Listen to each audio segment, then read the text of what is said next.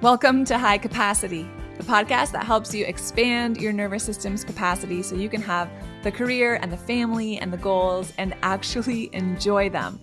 I'm your host, Michelle Grosser. I'm a trial attorney turned nervous system strategist. If your life is full by every measure and your nervous system is feeling it, this is your show. Every Tuesday, I'm here to unpack the nervous system science behind why you feel wired, overwhelmed, and depleted, and give you real tools to actually do something about it. Let's dive in. Hey guys, welcome to High Capacity. It's Michelle here, and today we're going to talk about relational capacity. Okay, I want to give you guys a framework today that I think, I would just wish someone had handed this to me, taught me this 10 years ago. It would have saved me so much grief. On the show here, we talk about expanding 5 different areas of capacity. So today, as we talk about relational capacity, we're specifically going to look at how the nervous systems of the people who are around you are either expanding your capacity or are shrinking it. And a lot of times that happens without us even realizing it. I remember back, if you guys know a little bit about my story, I opened my own law practice back in 2014. And I used to work with an energy vampire. Okay.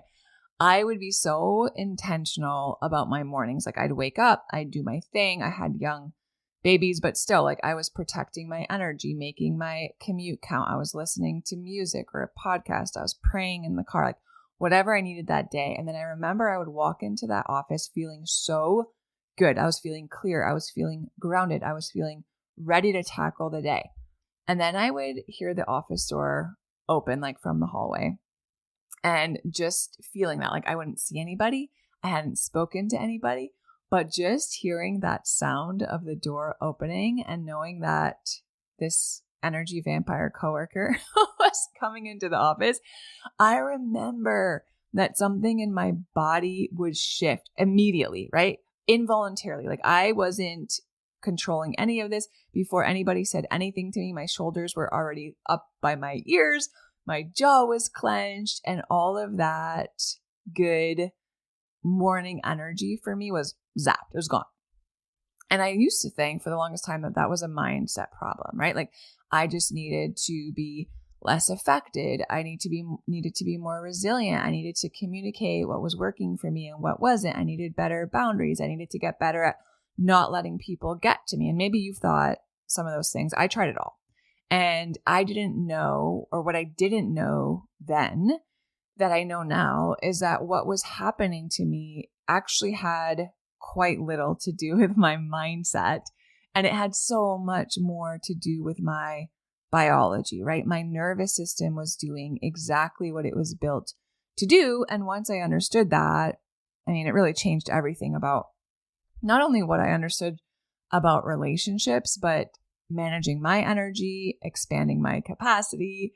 And I think when most people try to explain that energy vampire experience, like the people who just suck the living life out of you, a lot of times we say things like, they have really bad energy, or they're a negative Nancy, right? Or they're complaining all the time, or maybe it's me, like maybe I'm just highly sensitive. And while I think, some of those things might be true, they don't actually explain what's happening, right?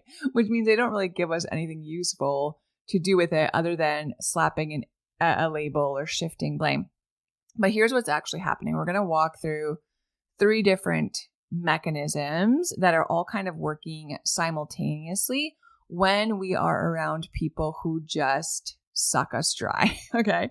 The first thing is mirror neurons. Now, your brain has a class of neurons that fire both when we do something. So let's say even just like smiling, right? Yawning, raising our hand, and when we observe someone else doing something. So those kinds of neurons are active when we observe someone else's emotional state. So our brain runs this simulation of what that state would feel like in our own body. Okay, have you ever noticed, like if you see someone fall, or maybe you're at a this happens to me. I'm with my kids at the playground, right? And I'll see like a 2-year-old or a 3-year-old just kind of like bobbling on something that they're standing on or trying to climb on to or climb off of. And I don't just watch that with no expression, right? My body reacts to what's going on with that other little person. So I might wince. I might like hold my breath. I might tense my muscles as I'm watching it happen. I might squint my eyes. I might even move. When you're watching someone get hurt or about to get hurt, there's a physical reaction, a physical expression, right? We might wince or brace.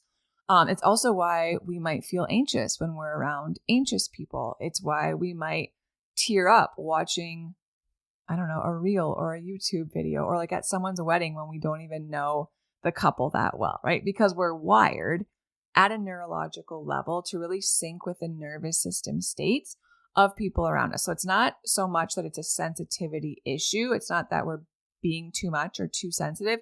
It's literally what our brain's mirror neurons are designed to do. So that's the first thing to keep in mind. That's at play. The second thing is polyvagal co-regulation. So the neuroscientist behind polyvagal theory, Stephen Porges, basically that research shows us in a certain way that we literally regulate each other's nervous systems, okay? So I know that when I'm around people, I have an impact on their nervous system, and they also have an impact on my nervous system. And this isn't metaphorical, this is biological. So being around people through the tone of your voice, through their facial expressions, the words that they choose, right? Eye contact, all the nonverbals has an impact on our nervous system and how, what happens in our body from there. So that's why when you're around calm people, right? Warm, regulated nervous systems, when you can be that presence in the room, that creates a biological condition for other nervous systems to also feel safe and to be able to like, and kind of downshift, right? And the opposite's also true. If you are a dysregulated, activated, or maybe even like a shut down nervous system, that's going to do the opposite, right? We've all experienced that around our kids where we are so much the thermostat where we can set the temperature and not so much the thermometer where we walk in and take the temperature. So when we are feeling calm and warm and regulated, it's so much easier for our kids to do the same or anyone around us.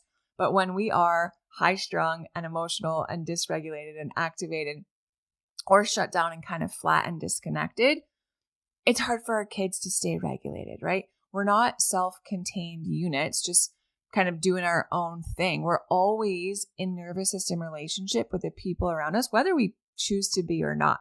So that's the second thing that's at play when it comes to co-regulation.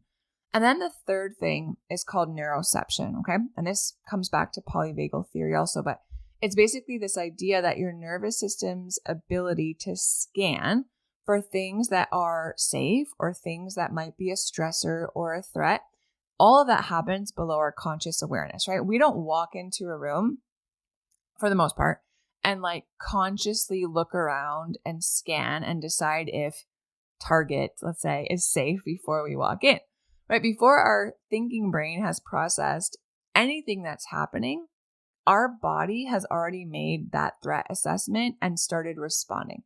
So for me, when I think back to those years working in that law office, that office door opening and shutting, that wasn't a trigger that I consciously chose to react to, right? It's not like the door opened and I'm like, oh my gosh, body, tense up, right?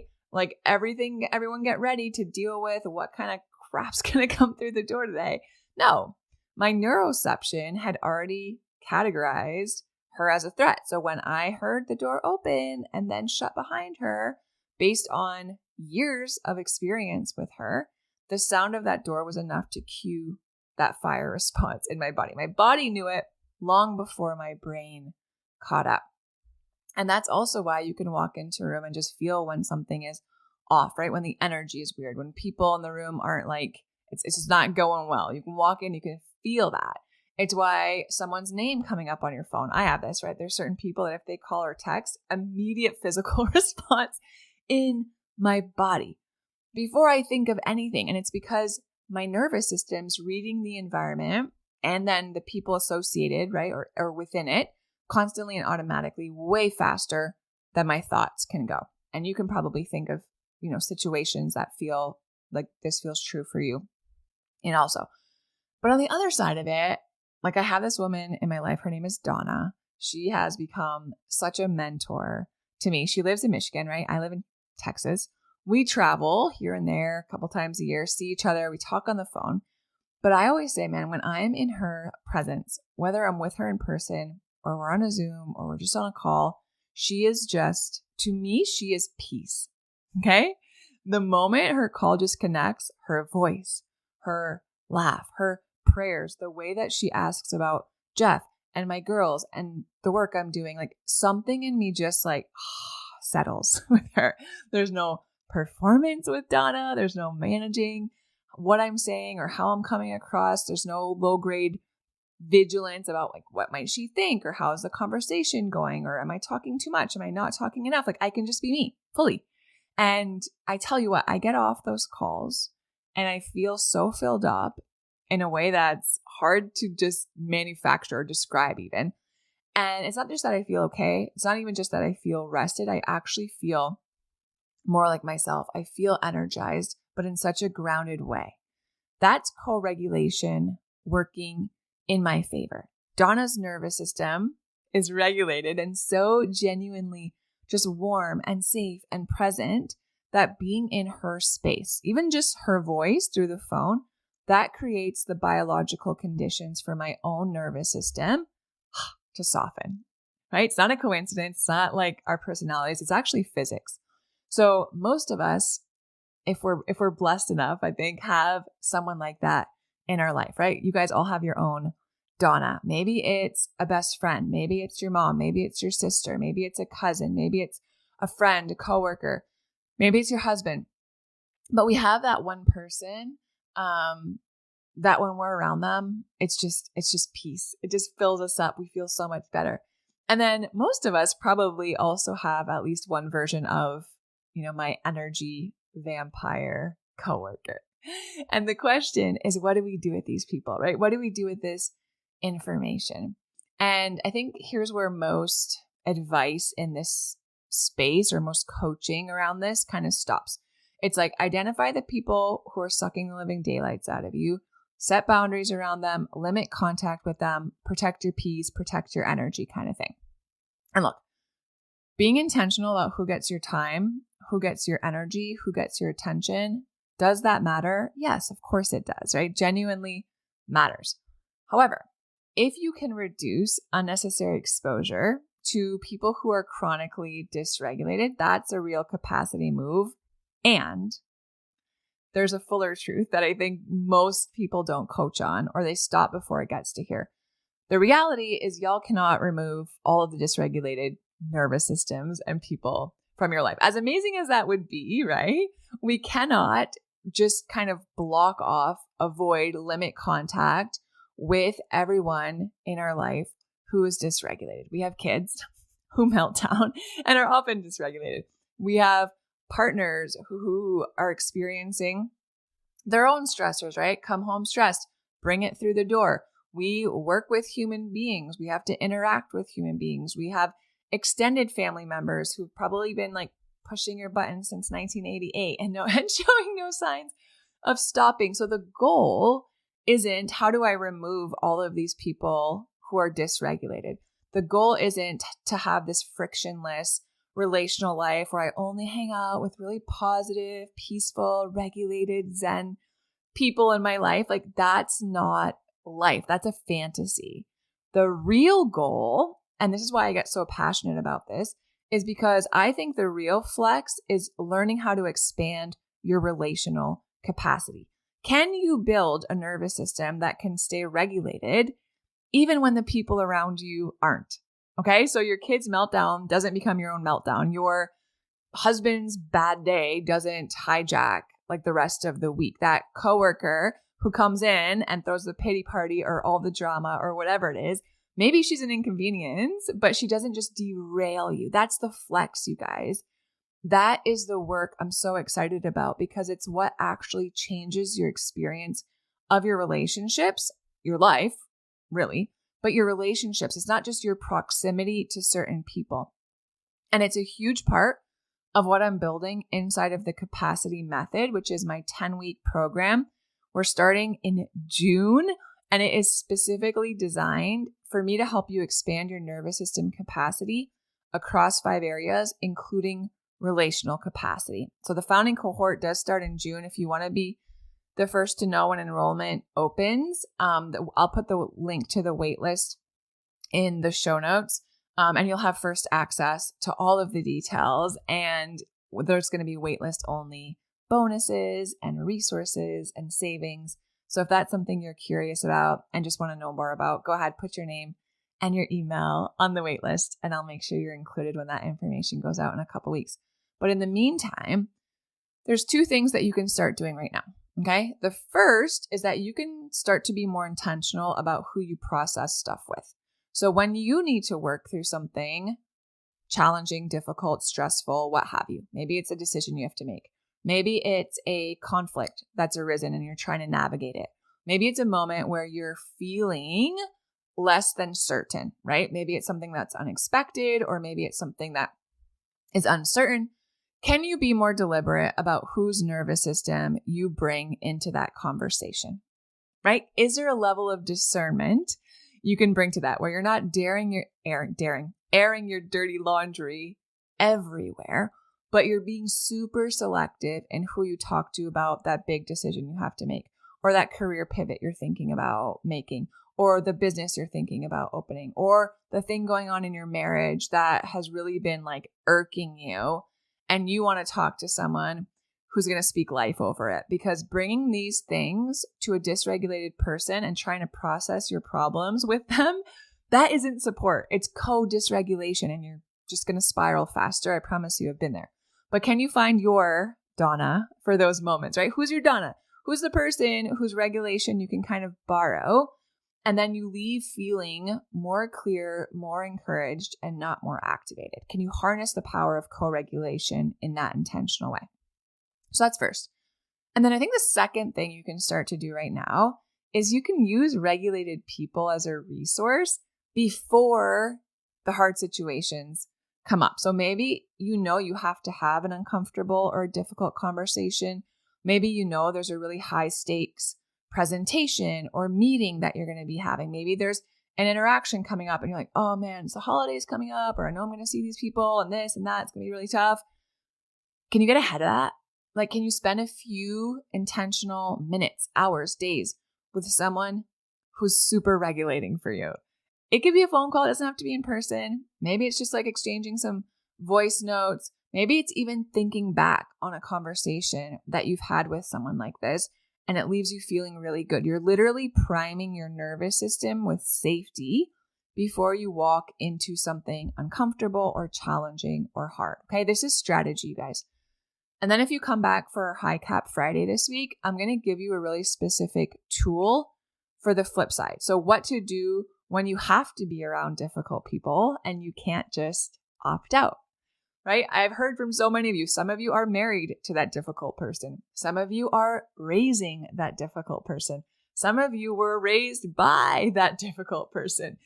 And you can't just cancel them, right? You can't just like get them out of your life. You're going to have to do life with them and figure this out. And maybe it's not going to get easier, but can you get better at handling the challenge? Because the goal isn't avoidance. The goal is actually to expand our capacity. That's why we're here. It's why you guys listen. So come back on Friday, because that one's going to be, it's worth its own episode. It's why I'm doing it this way. But before you go, if you've been listening to this and you've been thinking about the people in your life through this lens, right? Who regulates me and who causes me to feel more dysregulated? If you haven't yet taken the capacity pattern quiz, maybe that's your next step. It's a free quiz. It'll take you 2 or 3 minutes, because your capacity pattern has a lot to do with nervous system dynamics and the ones that you're most susceptible to. So understanding your pattern, what is it that you automatically do? What's your go-to patterned response when you feel like you're at capacity? That might be the first step to actually starting to change how a lot of these relationships and interactions affect you. And then one more thing before I let you go today. June 3rd, mark it on your calendar right now.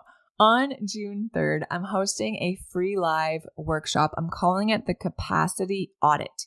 So you're going to come, we're going to hang out for an hour around the lunch hour on June 3rd. And I want to do an audit together. So I'm going to have like a worksheet for you guys. And we're going to go through these 5 different areas of our life and take a look at exactly where your nervous system is the upstream variable in your capacity. So maybe it's your relational capacity. Maybe it's stress capacity. Maybe it's joy capacity, right? Whatever area it is, we're going to do an audit.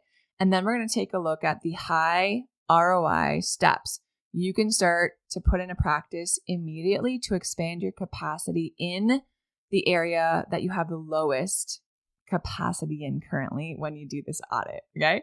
All right, so registration for that is going to be opening really soon, probably next week. It's free. If that sounds like something you want to participate in, again, keep an eye out, keep an ear out, and mark June 3rd around lunch. I'm going to host it at noon Central Time. So whatever that is for you, translate it and put it into your calendar. You can lock it in now. And next week, we'll have the link for that in the show notes so you guys can save your spot and register. All right. Thanks so much for being with me today. Believing this was helpful. I'll see you all on Friday. If you love Mommy's Podcast, leave a review. Thanks so much for tuning in today. If you haven't taken the What's Your Capacity Pattern quiz yet, that is your next step. It'll tell you which of the 5 capacity patterns is driving your dysregulation, your exhaustion, your reactions, your stress, all of it. So you know exactly where to focus your energy first. It's free. It'll take you 2 minutes. The link for the quiz is in the show notes. And then come back on Friday for one practical tool, the high cap move to take into your week, because putting this stuff into practice is what is actually going to change things. All right, I'll see you on Friday.